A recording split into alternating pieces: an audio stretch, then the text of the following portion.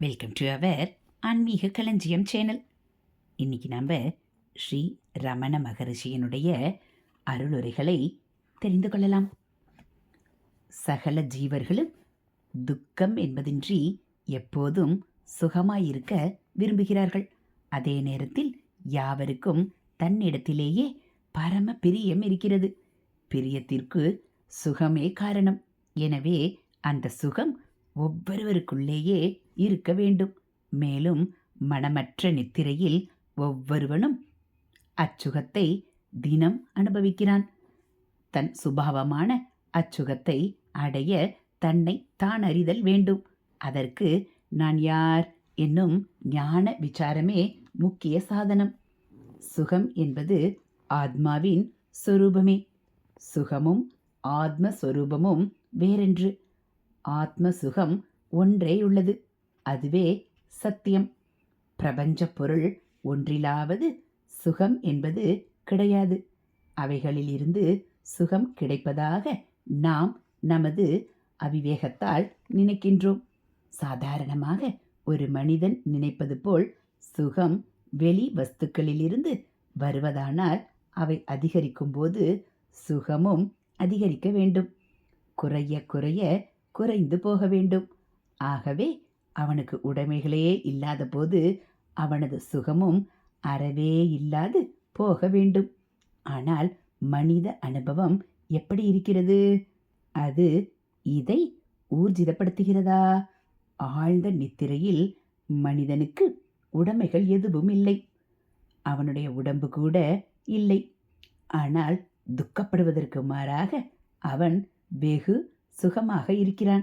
எல்லோருமே நன்றாய் தூங்க விரும்புகிறோம். ஆகவே சுகம் நமது சுபாவம், வெளியிலிருந்து வருவதில்லை என்பது தெளிவாகிறது. துக்க கலப்பே இல்லாத சுகத்தின் களஞ்சியத்தை காண நாம் நம் யதார்த்த ஸ்வரூபத்தை தெரிந்து கொள்ள வேண்டும். நம்முடைய சுக துக்கங்கள் வாஸ்தவ நடப்புகளை பொறுத்ததல்ல, நமது எண்ணங்களை பொறுத்தே உள்ளன என்பதற்கு உதாரணமாக பஞ்சதசியில் ஒரு கதை இருக்கிறது. ஒரு கிராமத்தின் 2 வாலிபர்கள் வட இந்தியாவுக்கு யாத்திரை சென்றார்கள். ஒருவன் அங்கே இறந்துவிட்டான். மற்றவனுக்கு அங்கே வேலை கிடைத்தபடியால் கொஞ்ச காலத்திற்கு பின் கிராமத்திற்கு போகலாம் என்று அங்கே தங்கிவிட்டான். இதற்கிடையில் அங்கே வந்த ஒரு யாத்ரீகன் மூலமாக தன்னை பற்றியும் இறந்து போன தனது நண்பனை பற்றியும் கிராமத்திற்கு செய்தி அனுப்பினான். யாத்ரீகன் அப்படியே தகவலை தெரிவித்தான். அதில் ஒரு தவறு நிகழ்ந்துவிட்டது. அதாவது இருக்கிறவன் போனவன் பெயர்களை மாற்றி சொல்லிவிட்டான்.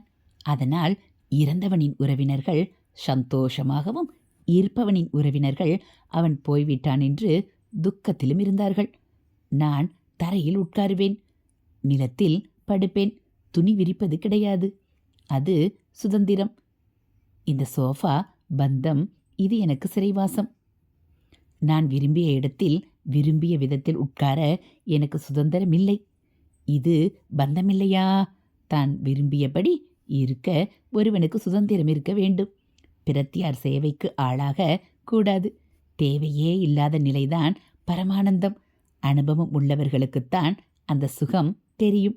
தேவைகள் இல்லாத ஒரு மனிதனுக்கு ஒரு சக்கரவர்த்தி கூட ஈடாக மாட்டான். இன்றிலிருந்து நாம் தினந்தோறும் ரமண மகரிஷி அருளிய அருளுரைகளை தெரிந்து கொள்ளலாம். இதுபோல் ஆன்மீக தகவல்களை நீங்கள் தெரிஞ்சுக்கணும் அப்படின்னா மறக்காமல் நம்ம சேனலை சப்ஸ்கிரைப் பண்ணுங்கள். கூடவே பெல் ஐக்கானையும் கிளிக் பண்ணி ஆளுங்கிற பட்டனையும் அழுத்திடுங்க. நம்ம சேனலில் வரக்கூடிய தெய்வத்தின் குரல் பகுதிகள், மகாபிரிவா மகிமை, மகாபிரிவா அருள்வாக்கு, ஆன்மீக தகவல்கள், ரமண மகரிஷியினுடைய அருளுரை எல்லாம் உங்களுக்கு பிடிச்சிருந்தா ஒரு லைக்கும் கமெண்ட்டும் கொடுத்து உங்களுக்கு தெரிஞ்சவங்களுக்கும் ஷேர் பண்ணுங்கள். தேங்க்யூ.